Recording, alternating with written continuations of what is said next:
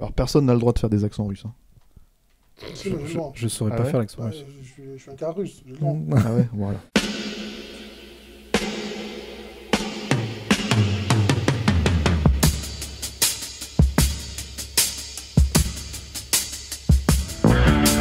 Votre copain Jack Burton, il regarde l'orage bien droit dans les yeux et il lui dit: T'es si tocard que tu passerais pour un chef-d'œuvre de l'art moderne. Madame, je n'écrirai rien sur ce film, c'est une merde. Merde. Ce sont les gars qui se prétendent normaux qui vous déçoivent. Les dingues, ça ne fait jamais peur.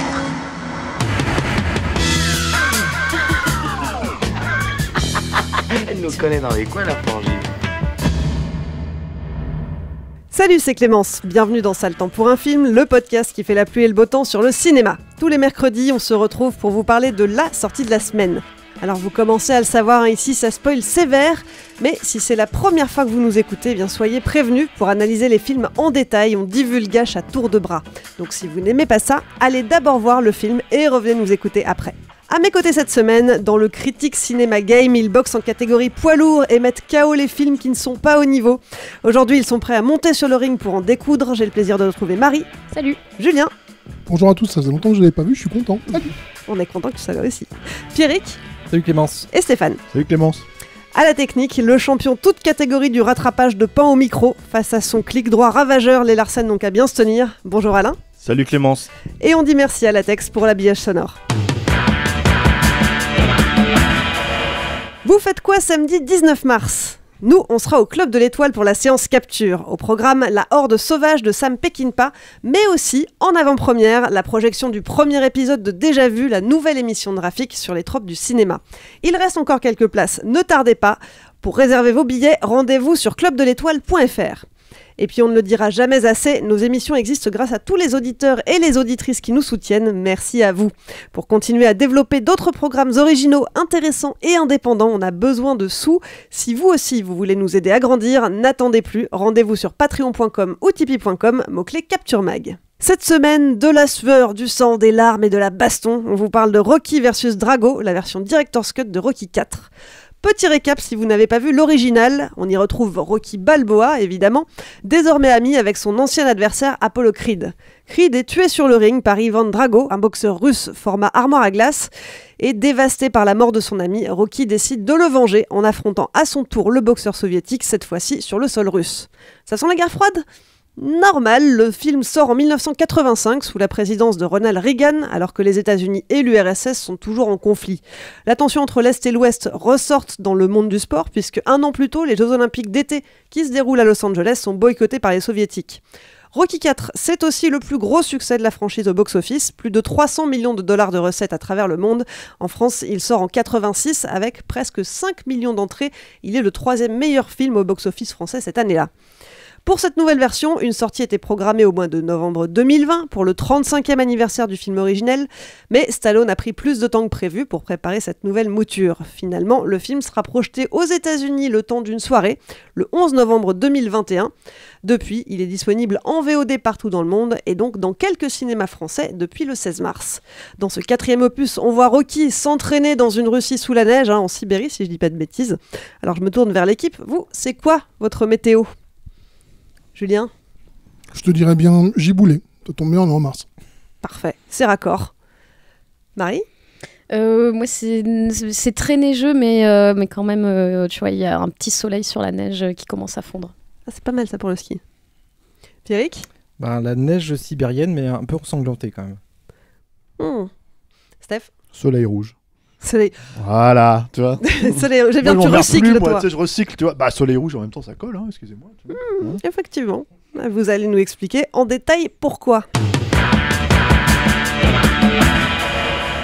Alors, Julien, ça fait longtemps qu'on t'a pas vu. Tu vas nous faire l'honneur de commencer ? Ok, écoutez, c'est donc effectivement un Director's Cut. Alors, c'est bien de le remettre un petit peu en perspective, dans la mesure où c'est pas la première fois que Sylvester Stallone s'essaye au Director's Cut. Il a déjà fait un Director's Cut pour Expendables. Il a déjà fait un Director's Cut pour John Rambo. Et ni l'un ni l'autre n'était exactement réussi. Ça, c'était Il y a des director's cut qui changent fondamentalement le film. C'est pas du tout le cas dans les director's cut que fait Stallone. En général, il affine, il change un peu, il change des trucs. Et moi, c'est pour ça que je vous ai dit le mot giboulé. C'est parce qu'en fait, j'ai eu des moments de satisfaction dans ce nouveau cut où je me suis dit, ah, c'est bien qu'il rajoute ça. Puis j'ai eu des moments où je me suis dit, il y a des choses que t'enlèves, à mon sens, t'aurais pas dû les enlever. Donc c'est, il pleut, il fait moche, il pleut, il fait moche, il pleut, il fait moche. Et au final, je trouve que ce Rocky versus Drago ne changera probablement pas beaucoup l'appréciation que vous pouvez avoir du film.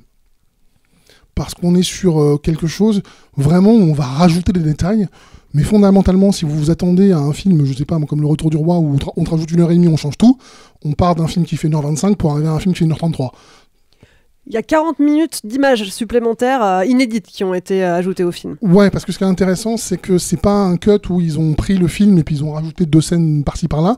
Ils sont vraiment repartis des rushs. Ils ont vraiment fait un remontage complet.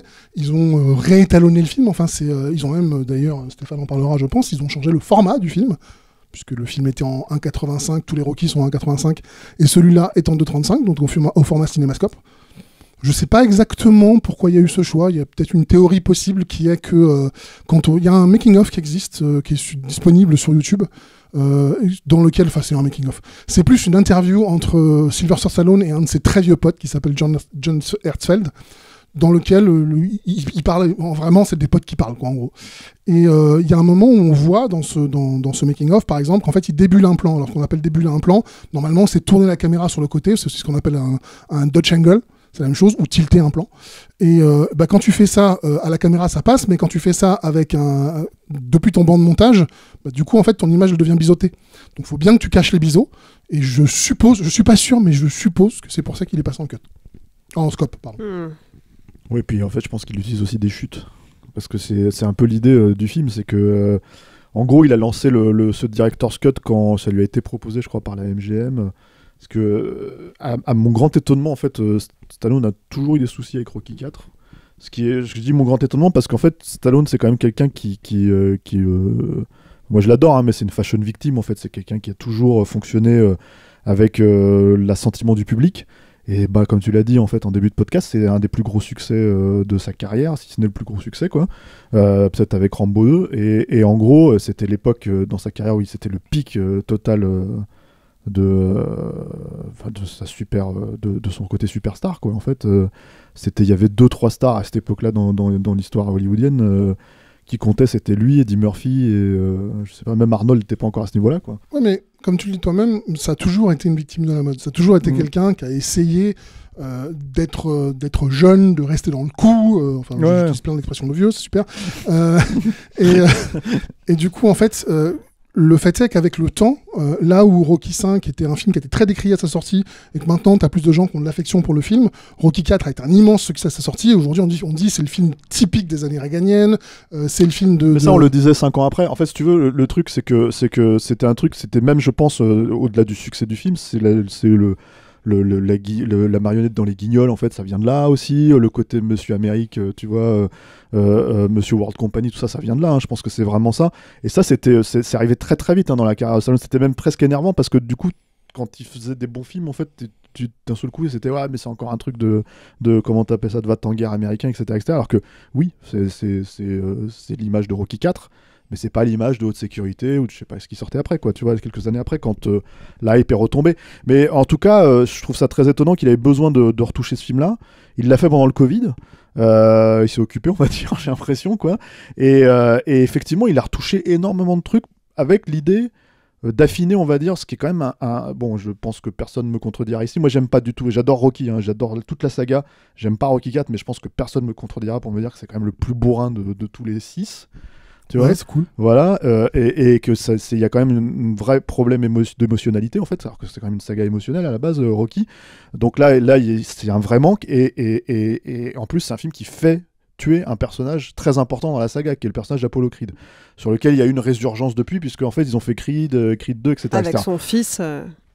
Voilà, avec le fils caché de Creed, quoi. Mais bon, pour moi, c'est à part parce que ça appartient pas vraiment à la saga. C'est un spin-off. Ouais, puis c'est bon. Enfin voilà, j'en ai déjà parlé ailleurs. Pour le dire simplement, là-dessus, moi, je rejoins Stéphane. Pour qu'un Rocky soit un Rocky, faut qu'il soit écrit par Stallone. Parce que ce que cet homme raconte à travers cette saga sur 40 ans, 45 ans maintenant, c'est bel et bien sa vie à lui. Donc quand c'est pas lui qui écrit, en fait, il est très difficile de reconnaître Rocky. Et du coup, ouais, mais c'est ça le truc, c'est que du coup, en fait, par rapport à ce film-là, je pense qu'il voulait rajouter. Déjà, il a toujours dit qu'il regrettait d'avoir tué Apollo. C'est-à-dire, c'est un des problèmes, un des problèmes qu'il a avec les suites et tout. C'est pour ça qu'il a beaucoup hésité à faire mourir hors champ Adrian pour le dernier film, quoi. Que c'est un des trucs où il a vraiment, il s'est dit, mais si je fais la même connerie que Apollo, ça passera pas, etc. Parce qu'il faut, enfin voilà, dans Rocky, ce qui est important, c'est que Rocky existe aussi à travers les personnages secondaires. En fait, ils sont là pour servir, entre guillemets, sa philosophie de vie, sa morale, etc. Et le truc, c'est que du coup, comme de toute façon, la narration reste la même, c'est-à-dire que ça raconte plus ou moins la même histoire, hein, celle que tu as pitché au début, quoi. Le seul truc, c'est de rajouter des détails qui font que, finalement, on va remettre de l'importance aux personnages. C'est-à-dire qu'en fait, ce que ce director's cut, on va dire, éventuellement réussi, je ne sais pas si vous serez d'accord avec moi, c'est juste que au moins, en fait, Stallone n'est pas automatiquement le personnage central absolu qu'il était dans le cut original, quoi. C'est-à-dire que ça reste le cas, hein, tu vois, dans l'absolu, parce que ça reste un film sur Rocky de toute façon, mais il fait ressortir un peu plus Adrian, il fait ressortir un peu plus, Apollo, quitte à aller chercher des scènes entières de Rocky 3 en fait pour ouvrir le film, tu vois, alors qu'en gros en faisant ça, il sabote en fait un des prérequis de la franchise, qui est de commencer en fait par la fin du film précédent pour redémarrer sur l'histoire du suivant, quoi. Et du coup, il y a plein de petits trucs comme ça où tu te dis pourquoi pas, comme il y a la scène d'enterrement par exemple en fait, mais c'est toujours très moi qui aime pas Rocky 4, je dirais que t'arrives à peu près au niveau de Rocky 3, ce qui est pas forcément mon préféré non plus, mais qui donne un peu plus de matière, tu te dis bon, ça tâche un peu plus aux personnages, on leur laisse un peu plus le temps de respirer, parce qu'il y a aussi ce truc avec Rocky 4 que c'était alors le terme c'est vidéoclip, un film vidéoclip, tu vois, mais c'est même pas tellement, encore une fois, le côté vidéoclip le problème, c'est que ça ne raconte finalement rien d'autre que ce combat. C'est-à-dire ce combat, si tu veux, sur le ring, et c'est tout ce combat idéologique. Tout tourne autour de ça. Voilà, et du coup, c'était extrêmement, pour moi, c'est un des problèmes que j'ai avec Rocky 4, c'est que c'est le seul film potentiellement politique de la saga.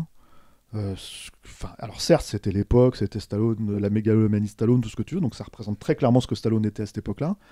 Mais pour moi, en fait, quand tu te retapes, et je me retape les Rocky une fois par an à peu près, tu vois, toute la saga, une fois tous les ans et demi, quoi, je le regarde, hein, malgré le fait que je l'aime pas, parce qu'il fait partie de la saga, je peux pas l'enlever. Voilà.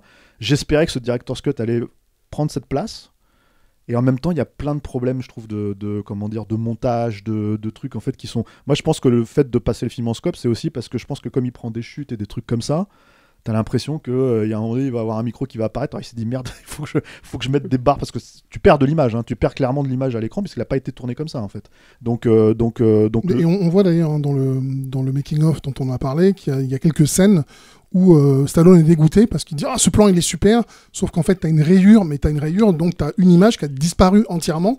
Et c'est pas rattrapable, ou alors faut couper l'image, faut retravailler. Et donc, du coup, effectivement, il y a aussi un côté bricolage. C'est-à-dire que quand tu vois ce making-of, tu vois clairement ces deux gars dans un studio qui montent ça dans leur coin sans visiblement avoir de pression de date de sortie. Donc, c'est presque un film fait avec 3 francs 6 sous, quoi, en gros. Et avec du coup l'idée que effectivement en fait c'est fait comme Stallone y réalise ces dernières années, c'est-à-dire que après indépendamment de la qualité des films, en fait c'est à l'arrache, quoi.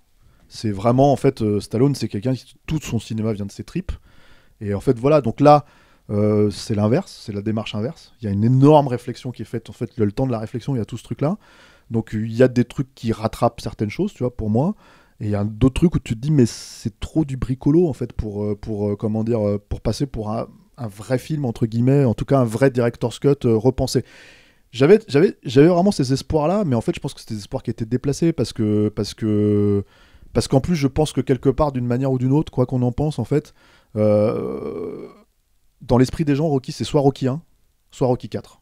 C'est-à-dire qu'en fait, en gros, il n'y a pas de, Rocky 2, Rocky 3, Rocky 5, Rocky 6.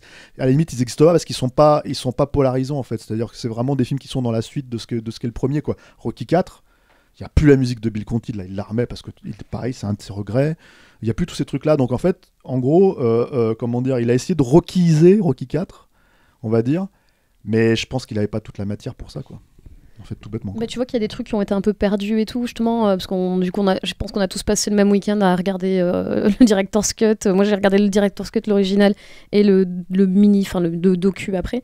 Et en fait, tu vois que par exemple, parfois ils retrouvent des trucs, ils disent putain, cette scène elle est trop bien, mais où est le son, quoi? Ils ont pas le son. Enfin, il y a plein de trucs qui. Tu vois qu'en fait, c'est intéressant en fait de le retrouver face à. En fait, il se retrouve face à ses choix de l'époque, et très souvent il dit ah putain, j'ai fait le mauvais choix, pourquoi j'ai mis ça? Il y a des fois il se marre, il y a des fois il renie un peu le truc en disant ah non, ça je me souviens pas, c'est pas moi qui l'ai fait. Bah si, c'est toi qui l'as fait quand même. Et surtout que vu que c'était un contrôle fric de ouf. Non mais c'est ça, tu sais, mais il y a des moments où il est vachement de mauvaise foi quand il dit oui, la voix du commentateur du combat, je sais pas pourquoi il y a un accent britannique, c'est pas moi qui ai fait ça, ils l'ont fait dans mon dos, et le mec est là, t'es sûr qu'ils l'ont fait dans ton dos quand même? Pendant une pause déj, c'est pas lui. Ouais, c'est ça, il est là où j'étais parti manger, tu vois.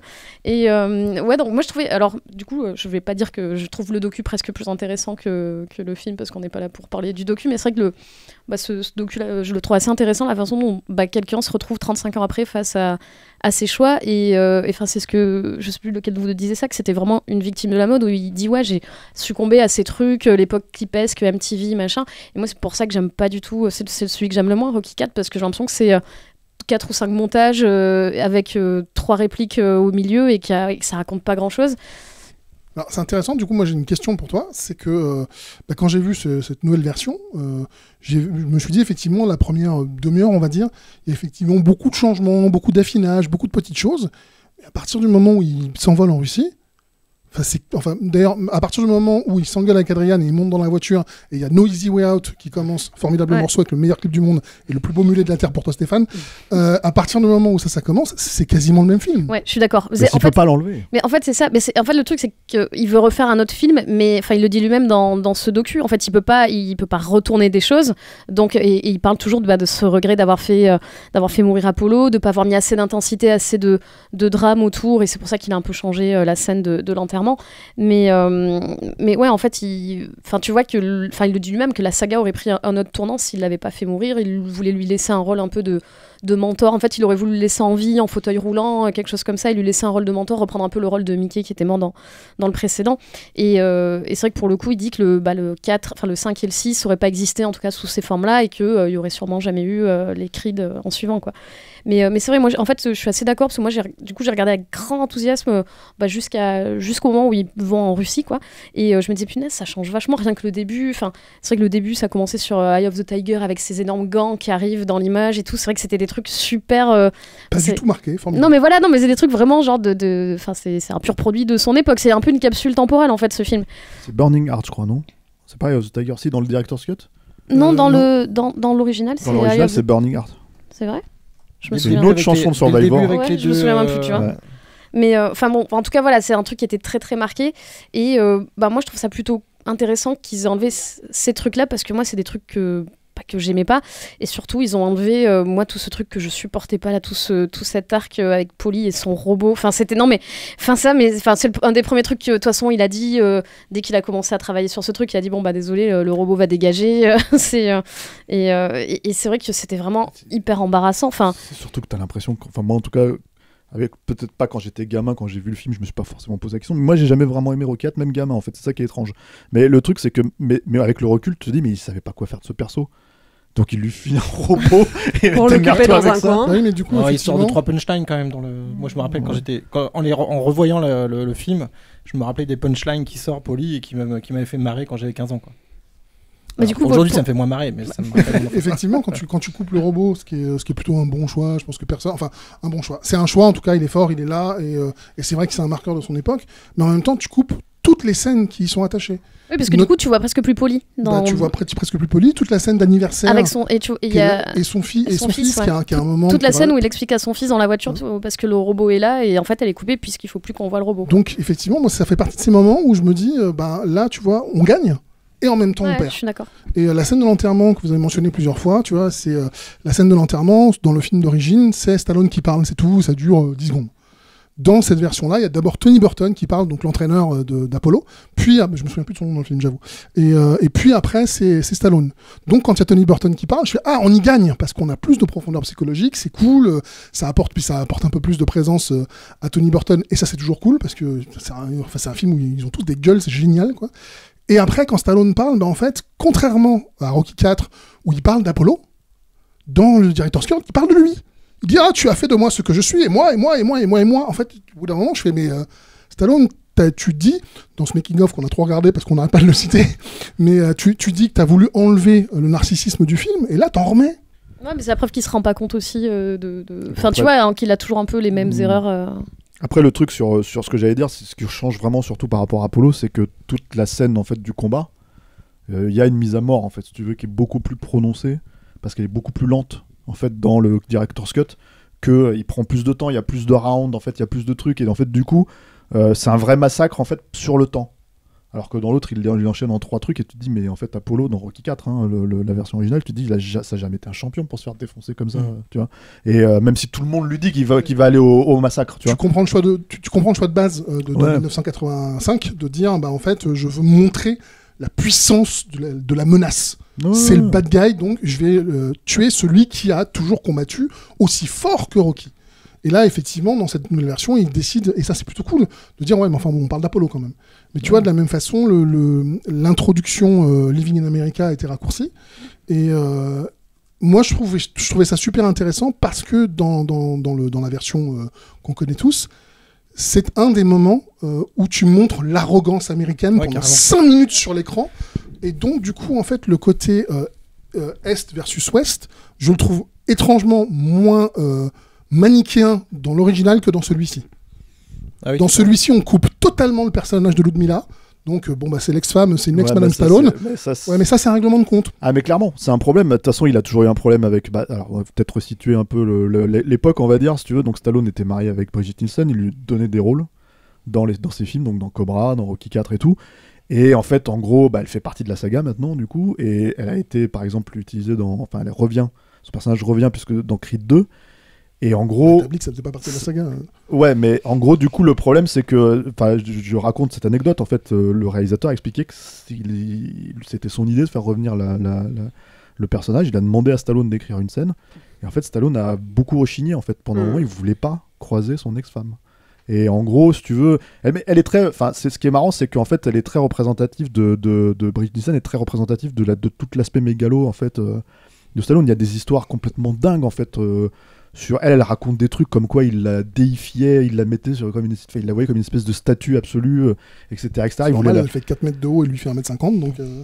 Mais voilà, mais en fait, et puis je pense que tu vois, et puis bon voilà, c'était un mec de 40 balais qui venait de divorcer, qui se retrouvait avec une nana de 22 ans, enfin tu vois, c'était que des trucs, enfin je pense que le mec il a fait toutes les embûches en fait, elles étaient en plein dedans, et en même temps, il était en train de cartonner au box-office, et donc en fait pour lui, c'était dans sa tête, c'était. Tu pourrais penser effectivement que c'était il y a 35 ans. Il est passé à autre chose, tu vois.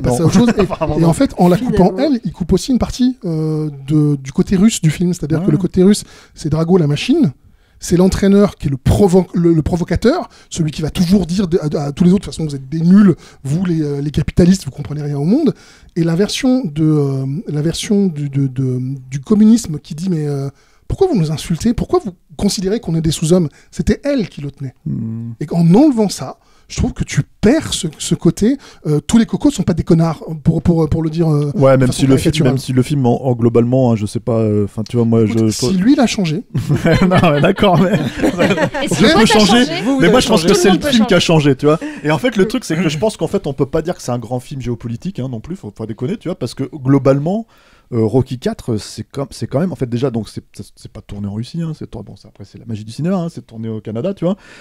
Les Russes, bon, la moitié c'est pas des Russes qui jouent les rôles, tu vois. Et en fait l'autre problème, on va dire, personne se posait la question en 84. C'est en 85, c'est sûr, tu vois. Mais en fait, je pense que tous les spectateurs du monde entier n'avaient pas forcément globalement une grande, comment t'appelles ça, vision de la Russie non plus, quoi. Il y a un documentaire en fait qui a été fait il y a quelques années pour Arte, je crois, qui s'appelait Le déclin de l'Empire américain sur Rocky 4, et c'était fait par un Russe.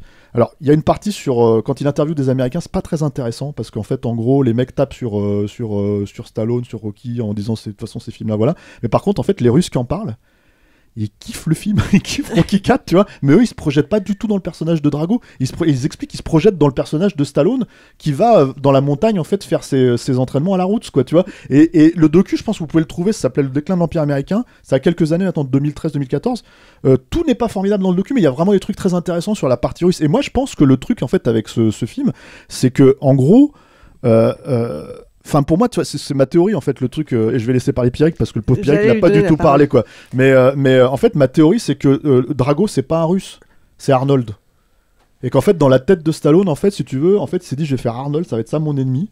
Sauf qu'Arnold, il est plus américain que les Américains, en fait. En gros, faut être cohérent aussi, quoi. Tu vois, comme beaucoup d'immigrés. voilà, qui c'est finissent ça. par À part devenir- son accent à couper au couteau et son nom à Faut coucher pas, dehors, faut, tu vois. pas, faut pas lancer Stéphane et moi sur Stallone. En fait, on monopolise la parole, c'est atroce. Pierrick, vas-y. C'est pas un Russe, c'est pas un mec du bloc de l'Est, c'est pas, voilà, tu vois, même s'il est autrichien, ce que tu veux. Mais le truc que je veux dire, si tu veux, c'est que donc du coup, c'est sa vision du monde, sa vision en fait de la Russie. C'est le gars là qui va me prendre ma place, si tu veux, dans le box-office américain. Donc c'est pour ça que je dis que c'est pas un grand film géopolitique, c'est pas un grand machin. Je pense que c'est un règlement de compte entre. À l'époque, mais c'est surtout, en fait, Stallone, il a toujours dit qu'il avait, enfin, on le sait aujourd'hui, hein, qu'il avait clairement peur enfin, il le voyait comme un rival, hein, Stallone, Schwarzenegger, tu vois, et Schwarzenegger en jouait totalement parce que Schwarzenegger, c'est le mec qui, dans les vestiaires, si tu veux, fait des blagues, si tu veux, sur la taille de la bite de tout le monde, tu vois, pour être sûr de déstabiliser les gens. C'est même pas une question de blagues de vestiaire, hein, c'est pour déstabiliser ses adversaires. C'est un mec qui est redoutablement intelligent, redoutablement calculateur, et il l'a fait avec Stallone, quoi. Et donc, en fait, en gros, t'avais ce truc où la machine qui prend des stéroïdes, qui est indéboulonnable, tu vois, etc. Dans la tête de Stallone, même Stallone, il en prenait des tonnes de stéroïdes aussi. Il s'est même fait gauler il y a quelques années en Australie, en allant tourner, je sais plus où ils ont tourné en Thaïlande, je crois, Rocky IV, il passait par là, enfin bref, tu vois, voilà. En gros, il s'est fait gauler avec des stéroïdes, donc il est blindé, hein, Stallone, faut arrêter, quoi, tu vois. Et je veux dire, le truc, si tu veux, c'est que, mais en gros, le côté genre moi je suis route, c'est en fait l'autre c'est une machine, il se fait picouser, etc. D'ailleurs je crois que ça a été un peu tempéré, non, ça n'a pas été un peu tempéré dans le Non, il y a toujours la picouse. Ah ouais, parce qu'il me semblait qu'il jouait un peu moins avec ça. En gros, pour moi, mais j'ai mis des années à percuter. Pour moi, c'était. Puis je suis pas sûr que ce soit conscient de la part de Stallone. Hein, c'est peut-être une projection, effectivement. Ah, mais pour moi, c'est tellement évident maintenant que ça devient. L'interprétation de Stéphane, hein, c'est possible aussi. Hein. Non, c'est franchement, tu vas me dire que je me trompe. Honnêtement, c'est grillé quand même. En 85, il en est où, Schwarzy, dans sa carrière? Bah, en fait, 3 mois avant, il sortait Commando. Hein. Ah oui, 3 mois en Rocky IV. Déjà bien lancé, ouais. Non, mais vous avez dit beaucoup de choses. Moi, effectivement, sur la Director's Cut, j'ai pas pu comparer les deux. Donc, effectivement, visiblement, ça se compare vraiment à la seconde ou à la minute près. Hein, ouais. Après, voilà, le premier bon point, c'est d'avoir enlevé le robot. Le deuxième bon point, c'est d'avoir enlevé les 2 points du début qui se fracassent et qui... si, parce que ça donnait un ton qui était... beauf. Clairement, ouais, beauf, guerrier, enfin bref. Parfait. Après, moi, ce que je voulais dire sur ce film-là, enfin, moi, j'ai pas autant un rapport d'amour-haine sur ce film-là. Moi, c'est peut-être le premier Rocky que j'ai vu au cinéma. Je crois même que c'est le premier Rocky que j'ai vu, en fait. Je pense pas avoir vu le tout premier Rocky avant de voir. Tu devrais le rattraper, c'est pas mal. Hein. Bah, en fait, je les ai vus depuis, mais et moi, je suis pas un grand fan de la saga et j'aime pas trop le 2 et le 3. Donc, je suis désolé, Stéphane. Je trouve que le 2 est une redite du 1 avec un happy end et si tant est que le 1 n'était pas un happy end. Et le 3, c'est un film avec des catcheurs, quoi. Donc, bon, voilà. Bref, mais je comprends, il y a un arc, tout ça. Voilà. Mais moi, j'ai toujours beaucoup aimé le 4. Déjà parce que c'est. Ouais, mais tu vois, tu te rends compte de ce que tu viens de dire. Tu vas dire, j'aime pas trop le 2, j'aime pas trop le 3. mais alors le 4, attention. Ouais, le 4, il vient juste après. Non, mais t'es pas tout seul. Il y a des tonnes. Position, après le 1, il y a des tonnes de gens qui adorent Rocky Balboa, etc. Non, mais ce que je voulais dire, c'est que le premier Rocky, enfin, mine de rien, la musique de Bill Conti, elle a lancé aussi une mode. La mode du film où tu as l'entraînement et en musique, etc. Et cette musique-là, elle est, elle est incontournable, etc. Et après, il y a eu plein de films qui ont fait la même chose, qui ont essayé de faire la même chose, en plus ou moins bien. Et c'est vrai que le Rocky IV, c'est un film de montage musical monté au paroxysme, comme est tout ce film-là. Donc ça, moi, j'avais toujours, de haut de mes 15 ans, j'ai toujours trouvé ça super jouissif, quoi, de voir ces entraînements en montage alterné, montage parallèle. Deuxième chose, c'est que à l'époque, tu vas voir ça parce que c'était le film à voir, visiblement. C'était le Marvel, quoi. 5 millions à voir ce film-là à l'époque en salle. Et moi, j'avais une cinéphilie qui était naissante, tu vois, donc j'étais pas encore, j'avais pas une acuité critique que j'ai pu avoir par la suite. Mais j'étais quand même, je pense à l'époque déjà abonné à Starfix. Et je sais pas si tu te rappelles, mais il y a eu un espèce de hors-série, je crois, hors-série action, où tu avais une analyse du dernier combat, plan par plan, par Tarnowski. Ouais, bien sûr. Hein. Et mine de rien, quand tu découvrais ça, tu disais, bon, j'ai vu un film, demain je l'oublie, j'ai chanté les chansons éventuellement et c'est terminé quoi. C'est pas un grand film quoi. Mais en fait quand tu voyais ça tu te dis en fait même dans un truc que t'estimes pas être un grand film, il peut y avoir quand même des grandes choses. Et c'est vrai que quand tu lisais l'analyse vignette par vignette, tu fais putain mais on peut tirer ça d'un film comme ça. Et ça m'avait quand même ouvert sur... mais là c'est Tarnowski qui t'a ouvert ça, c'est pas Rocky 4. Oui mais c'est Tarnowski sur Rocky 4 tu vois. Alors Tarnowski, on va peut-être resituer vite fait Jean-François Tarnowski, oui, c'était un professeur de cinéma. Moi, ça a été mon prof aussi. Ouais, voilà. Et en gros, les gens le connaissent peut-être parce qu'il a coécrit en fait Need Gap avec Laurent Rémy aussi. Oui, aussi voilà. Mais en fait, Tarnaud, bah oui, il était habitué aux analyses. Ouais, un grand analyste. Voilà, de cinéma chez Starfix, mais dans d'autres publications. Il avait fait une analyse de Duel aussi. Il avait fait, enfin voilà. Et c'est quelqu'un qui avait ce truc d'aller chercher les films récents. Pour ne pas justement considérer que je vais analyser Psychose 25 ans après ou je sais pas quoi, il allait vraiment chercher les nouveautés. Moi, en 98, il nous a fait analyser Titanic. Ah ouais. Donc clairement, tu vois, je veux dire, il allait chercher le film de la semaine dernière. Du coup, ça permettait d'anoblir le film en quelque sorte. Oui, il y a de ça, c'est vrai. Putain, en fait, ce film, il est pas que teubé, quoi. Il y a quand même du vrai cinéma dedans. Et puis il y a une chose aussi qui, ce film a été très vite ringardisé en fait. Parce que en 89, t'as la chute du mur de Berlin, t'as l'Union soviétique qui explose par la suite, et que du coup ce film-là est comme un peu le parangon de la guerre froide, quoi. Alors qu'en fait il est arrivé 4 ans avant, donc c'est pas. Voilà. Et mine de rien, quand je le revois aujourd'hui. Après t'as quand même Gorbatchev dans le film, si tu veux, même si c'est ça, mais ça c'est super drôle parce que les mecs sont une espèce de sosie. Parce que personne ne voyait venir ce qui allait se passer 4 ans plus tard, quoi. Surtout pas Stallone. Et surtout que quand tu revois aujourd'hui, moi je trouve que c'est assez ce que tu disais tout à l'heure sur l'arrogance américaine, voire même l'impérialisme américain, c'est quand même clairement dit. Alors peut-être apparemment un peu atténué par rapport à la version d'origine, puisque tu disais que la séquence Living in America est plus courte, mais déjà c'est quand même une bonne charge quand même sur mais lui le pointait côté, le paradoxe en fait que justement en coupant en fait ça le rendait moins. Bah oui justement, mais j'avais pas tilté que c'était plus court. Et puis deuxième chose c'est que on avait dit ouais quand même c'est hyper exagéré parce qu'il y avait eu le boycott des Jeux Olympiques de 84 etc. C'est hyper exagéré, les Russes sont pas tous en train de se doper etc. Sauf que depuis même depuis la chute de l'URSS, il y a eu un paquet de documentaires, dont un qui avait eu l'Oscar d'ailleurs du documentaire, qui prouve que le dopage en Russie, c'est un système, c'est un vrai système. C'est pas juste des individus, tu vois, c'est pas Lance Armstrong, quoi. C'est un vrai système étatique, organisé, etc. Et quand tu vois ce qui se passe dans le film, finalement, c'est pas si caricatural que ça, en fait. Parce qu'effectivement, ils s'entraînent beaucoup avec des machines, et on voit une ou deux scènes, même pas, je crois qu'on voit un plan où il y a un plan avec. Quand tu vois vraiment le système russe ou soviétique, ce qu'il a engendré et ce qu'il a fait comme dégâts auprès des athlètes, etc., tu fais en fait ce film-là n'était pas tant à côté de la plaque que ça. Donc moi je trouve ça le déringardise un peu. Non mais c'est vrai. Après moi j'ai envie de te dire c'est un peu l'hôpital qui se fout de la charité quand je te dis Stallone il fait ça, tu vois le mec en fait à l'époque il avait 0,1% de body fat dans le corps. Non mais évidemment. Tu vois c'est pas en bouffant en enlevant la peau du poulet. Ce que je veux dire c'est qu'on a eu trop vite. Enfin je trouve qu'on a avec la chute du mur de Berlin on l'a mis trop vite au rayon des nanars caricaturaux quoi. Les événements historiques en ce qui me concerne ne ringardisent pas les films, ils les ancrent dans une époque parce que là on parle de Rocky IV tout à l'heure en essayant de l'analyser comme si c'était Octobre Rouge. Voilà, mais il y a quand même un truc que moi je voudrais juste rappeler en ce qui me concerne, hein. Je vois bien que Marie qu'on est en train de perdre, elle dit plus rien. Et Stéphane ne sont pas clients, mais en ce qui me concerne, moi je trouve que c'est un film d'une efficacité redoutable. Je l'ai revu avec un grand plaisir, mais moi, ce que j'allais dire par rapport à ça, c'est qu'au-delà de la ringardisation ou de la déringardisation du film, en fait, le truc c'est qu'aujourd'hui, le facteur du film, et je pense que c'est pour ça que ce Director's Cut existe aussi, hein, chez MGM, en fait, que les mecs ils allongent la thune pour la voir, tu vois, pour faire une sortie en salle, pour faire des machins, c'est qu'en fait, si tu veux, t'as une nostalgie qui est liée aux années 80, qui est évidente, et en fait, du coup, aujourd'hui, c'est-à-dire que dans les années 90 c'était ringard de parler de Rocky 4 et d'expliquer et même d'ailleurs tout Rocky derrière, c'est pour ça que je pense que au-delà de Stallone qui a essayé de monter Rocky Balboa pendant des années, je pense que si ils ont fait on va passer pour des tocards avec ton affaire, tu vois, mais en fait en gros, et je pense que c'est l'aura de Rocky 4, hein, je pense que c'est clairement ça, aujourd'hui tu vois, à partir de Rocky Balboa, on va dire, à partir de la milieu des années 2000, c'est bon, il n'y avait plus de problème. En fait, c'est la nostalgie rentre en ligne de compte et on prend le film. Ah oui, mais je pense que c'est flagrant. Il y a Creed 2 aussi, qui fait que tu as une espèce d'origin story en fait. Là, mais ça, c'est bien après, tu vois. Mais ce que je veux dire, et je pense que Creed 2, il est constitutif de la nostalgie. Pierre a raison, ça doit l'origin story. Oui, c'est ça. Oui. Oh, tiens, une préquelle, elle existe déjà. C'est cool. Ça. Ouais. Mais le truc, c'est que, voilà, après, moi, ce que je voulais dire juste par rapport à ça, c'est que oui, on peut considérer que c'est efficace. Enfin, moi, Rocky 4, vous parlez à un fan de Cobra. Donc je peux pas clairement dire attention, Cobra c'est un grand film et Rocky 4 c'est de la merde. Alors, en fait, le truc c'est que je sais que Cobra et Rocky 4 finalement c'est des films jumeaux.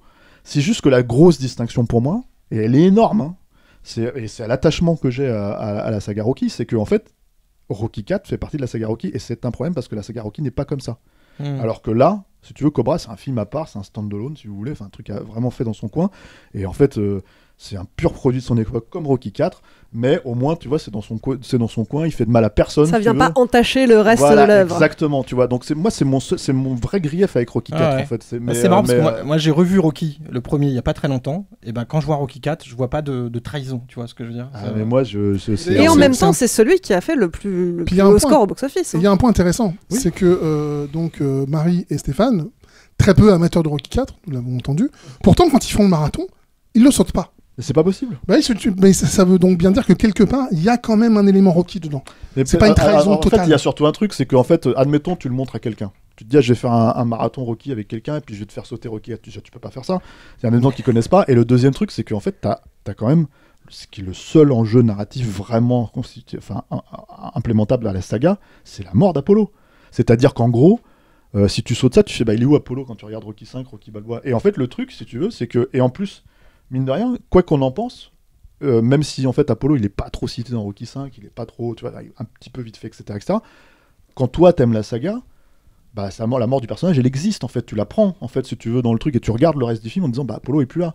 Comme Adrian, en fait, la mort d'Adrian c'est une évidence en fait dans Rocky Balboa. Et ce que je veux dire en fait par rapport à ça, c'est que à cause de cet élément spécifique, tu vois, qui est le seul véritable enjeu qui est lié à la saga pour moi, parce que le combat en soi, c'est un combat de plus, c'était un film d'action, quoi, tu vois.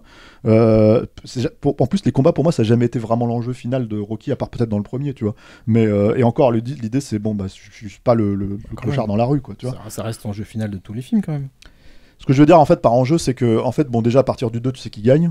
Tu vois, à chaque fois, plus ou moins. La question, c'est comment, tu vois. Et en fait, si tu veux, c'est les moi j'adore Stallone, hein, c'est un mec encore une fois qui quand il touche au plus simple c'est formidable, mais en fait il y a simple et simpliste des fois, tu vois. Les trucs c'est que putain j'en vois non mais d'accord mais c'est j'en vois 3, tu tapes celui du milieu, tu fais d'accord super. Donc moi je suis désolé, c'est des trucs un peu comme ça où je me dis c'est facile, tu vois ce que je veux dire. Après encore une fois il a une redoutabilité, c'est vrai qu'il est redoutablement efficace le combat en soi, c'est-à-dire tu le regardes comme une scène d'action. Le combat final, et voilà, moi par exemple, l'endroit où j'aime bien le combat de Rocky 4, c'est au début de Rocky 5. Parce qu'en fait, si tu veux, je me dis, là c'est bien, c'est résumé. Court. Ça prend 3 minutes. Et ce que j'adore en plus avec Rocky 5, c'est qu'en fait, il y a un véritable enjeu que t'avais pas à la fin de Rocky 4, c'est qu'en fait, il s'en est pris plein la gueule. Et il est en train de. Il est pété, quoi. Et ça, du coup, je me disais, au moins, on rebondit sur cette espèce de truc surglorifié, etc., qui était Rocky 4. Mais, ceci étant dit, là, dans Rocky 4, dans le Director's Cut, il le montre un peu plus, tu le vois en train de descendre du ring après que l'autre enchaîne son discours, tu vois. Mais en fait, mais c'est pas grand chose, c'est des petits trucs, quoi. On trouve aussi, moi il y a 2 trucs dans ce combat qui a été remonté. Je trouve que petit 1 il perd un petit peu en efficacité, peu. Petit 2, moi il y a une voix off quand il tombe la première fois au sol, il dit vas-y tu peux y arriver, je vais me relever, que je trouve d'une maladresse mais terrifiante. Parce qu'en fait il refait Rocky Balboa en fait. Mais bon ça c'est non. Non mais bien sûr. Et puis il y a aussi un petit point de déplacement de montage, c'est que dans Rocky 4 original, appelez-le comme vous voulez, on a le fait qu'à un moment il y a Drago qui va dans son coin qui fait mais ce mec il est en métal quoi, il veut pas tomber quoi. Et là ils l'ont déplacé non plus vers la fin du combat mais tout au début, à la fin du premier round, et je trouve que ça fait perdre pas mal de ce côté hargneux de Rocky Rocky ne peut pas gagner ce combat normalement. Vous n'avez pas le sentiment que en fait la volonté justement en fait de Stallone avec ce Rocky versus Drago là, c'est de dramatiser finalement le film en fait, c'est-à-dire que pour lui il manquait totalement. De toute façon c'est ce qu'il manquait totalement. Ce qui était en fait l'émotion. En fait. Oui et puis parce qu'il dit qu'il était drame, en fait, il dit qu'il s'est concentré que sur les performances physiques et les combats et qu'il n'était pas du tout dans la psychologie et le drame et même les interactions entre les personnages quoi. Enfin, il le dit dans le document. Après, il y a un truc qui est quand même super rigolo. C'est que, en fait, donc là, en fait, on est en plein dans un gros micmac avec la Russie, quoi. Et Stallone, il retombe en plein à côté de la plaque, tu vois, avec ce truc en disant, ouais, j'essaye de rattraper un peu le truc, j'étais pas été. C'est plus simple. Tu vois, hein, voilà. Non, mais c'est rigolo, quoi. Tu vois, parce qu'en fait, c'est rigolo. C'est peut-être pas rigolo, peut-être que la bombe, elle sera tombée d'ici là, mais parce que voilà, mais. Le cut, il est sorti quand même le 11 novembre. Hein. C'est en France qu'il est diffusé. Mais bon, les tensions avec la Russie et l'OTAN, c'est pas nouveau. Hein. C'est pas nouveau non plus. Voilà, mais ces dernières années, quoi. Et du coup, je trouve ça un peu. Enfin, je me dis, c'est l'éternel truc de Stallone, c'est-à-dire qu'en fait, quand toujours à la bourre, toujours un sur la très bon géopolitique, tu vois, et je me dis, c'est un peu rigolo parce que d'une certaine manière, en fait, c'est effectivement ce director's cut sort chez nous quelques mois après, tu vois, mais il arrive pile poil au moment, tu vois, pour essayer de, les Russes ils sont sympas, tu vois, finalement, ça va encore, tu vois, et bim, tu vois. Bon après, moi je suis pas forcément en désaccord avec ce qu'il dit, hein. C'est juste que, comment dire, c'est juste que bon, le timing est un peu bizarre, quoi. Bon, et ben c'est là que je sonne la cloche de fin. Voilà. On va s'arrêter ici. Moi, je voudrais juste rajouter un petit truc. Parce que je passais beaucoup de temps à dire que je préférais l'original en fait. Et je voudrais juste dire, moi, ce film, ce director's cut m'a un peu rappelé celui, toute proportion gardée, de Miami Vice. Pourquoi ? Parce que Miami Vice, c'est un film que j'adore. De Michael Mann, ouais. Dans sa version originale, comme dans sa version director's cut. Ce ne sont pas les mêmes films. Il y a des petits changements de ci, de là, mais les deux films ont de la valeur. Et là, je pense que c'est le cas pour cette version, ce director's cut. Il vaut le coup d'être vu. C'est juste que, à mon sens, il ne remplacera pas l'original. Il en offre juste une vision différente. Et bon, un cinéaste qui propose une vision différente de son propre film, c'est toujours intéressant à voir. Donc, si vous avez l'occasion, voyez-le. Merci Julien. Si vous voulez vous faire votre propre avis, effectivement, bien Rocky versus Drago est disponible en VOD et dans quelques salles de cinéma en France. Mais a priori, juste une petite poignée.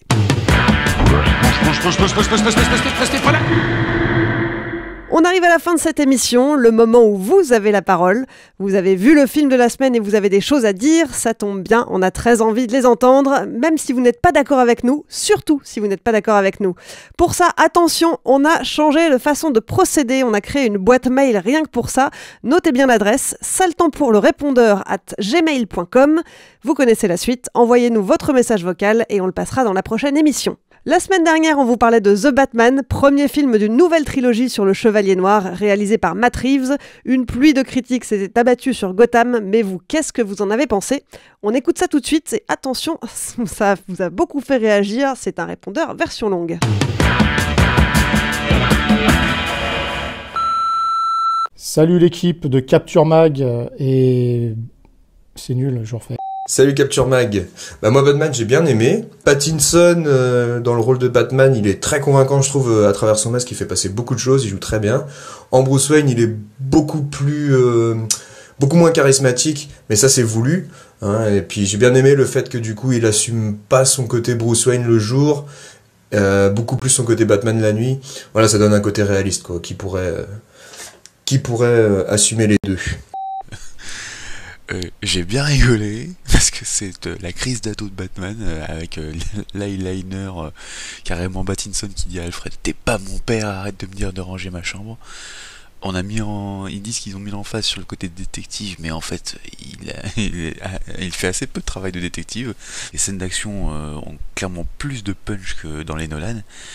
Catwoman est presque un chouïa soumise à Batman, contrairement aux autres interprétations, donc c'est surprenant.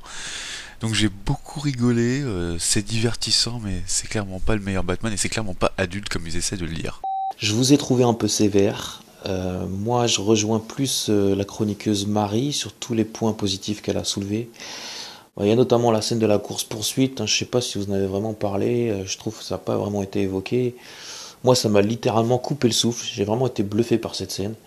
Voilà, et je reprécise aussi que, il y a des grosses influences de Seven, de Zodiac, mais bon, on retrouve bien l'univers de Batman en mode sombre, en mode gothique. Moi, j'ai vraiment passé un bon moment, donc au final, je recommande très fortement ce film. Petite réaction à froid, pas allé voir The Batman. Eh bien, écoutez, je m'attendais à me prendre un bon Nine Inch Nails en pleine tronche.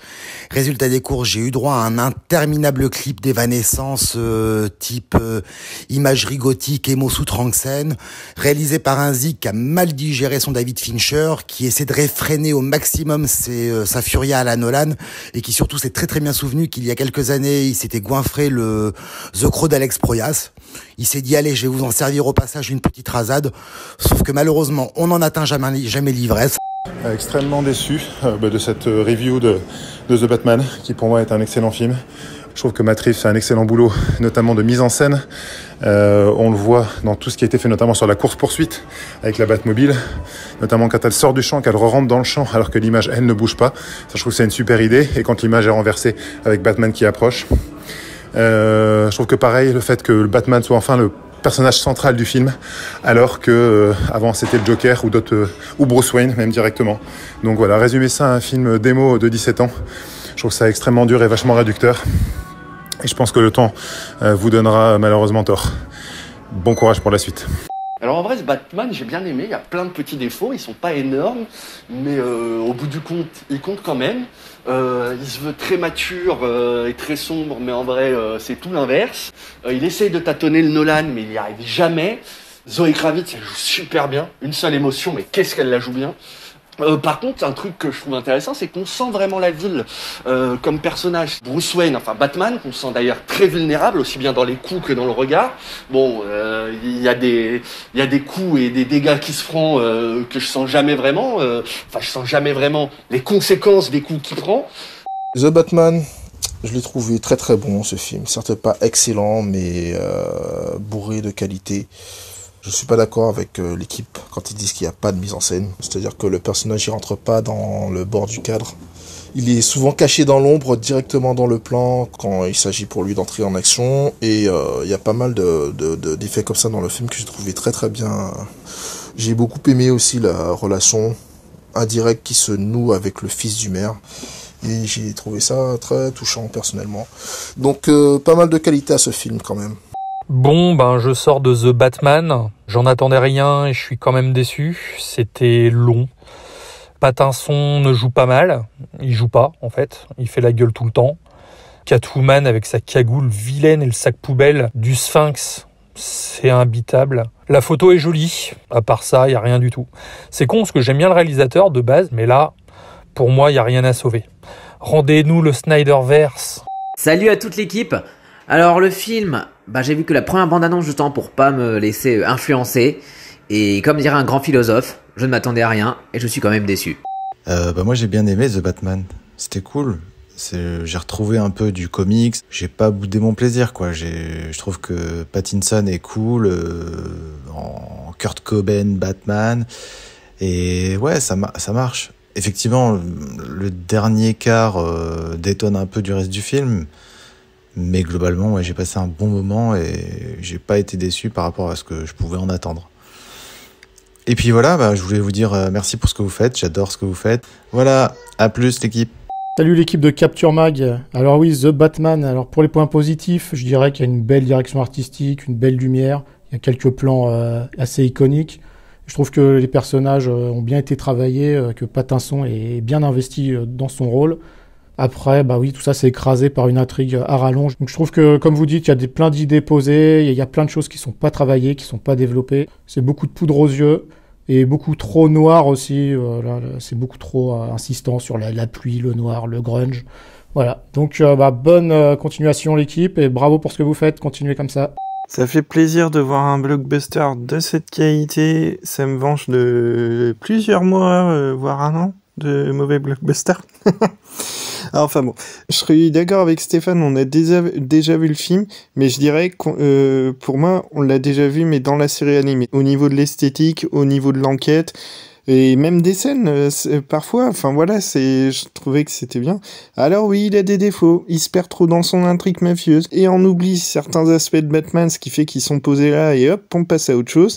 Mais franchement, ça fait plaisir d'avoir un blockbuster comme ça. Ça m'a fait croire en Pattinson, et c'était difficile pourtant, parce que j'y croyais pas du tout.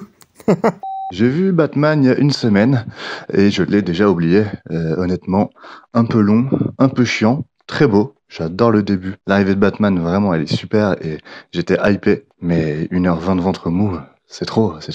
Bonjour Capture Mag, merci beaucoup pour défendre le grand et le beau cinéma comme vous le faites. Alors, The Batman, je suis globalement d'accord avec tous les défauts que vous citez dans votre podcast, notamment ce qui concerne la longueur. Néanmoins, j'ai pu prendre le film dans sa globalité. parce qu'il raconte une histoire simple, avec un héros qui a un parcours limpide, qui est tout simplement de surmonter son désespoir. Désespoir qui est partout dans ce film.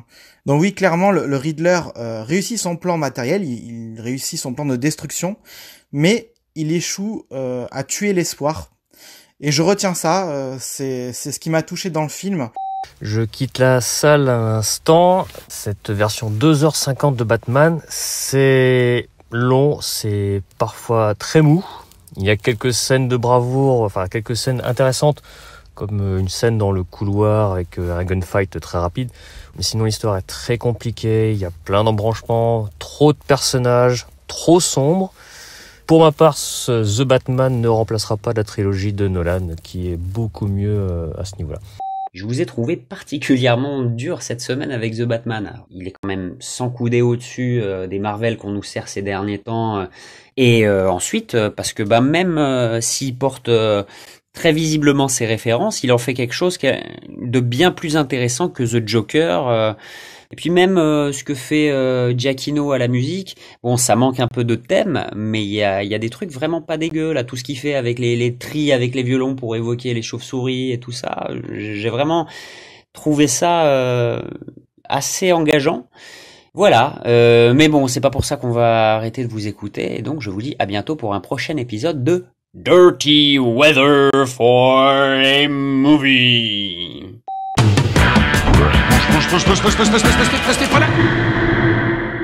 Saltons pour un film, c'est fini pour aujourd'hui.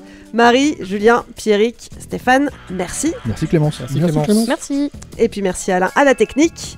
Et puis merci à vous qui nous écoutez et qui êtes un peu plus nombreux chaque semaine. Si vous nous découvrez, pensez à vous abonner pour ne pas rater les prochaines émissions.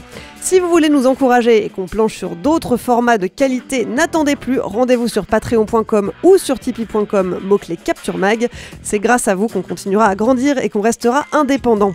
Et puis pour nous soutenir, vous pouvez aussi nous aider à nous faire connaître. Parlez de nous à vos amis, relayez nos émissions sur les réseaux sociaux et mettez-nous des étoiles sur les applis de podcast. On compte sur vous. Allez, je vous laisse, on se retrouve dans une semaine pour un nouvel épisode de Saltons pour un film. Salut!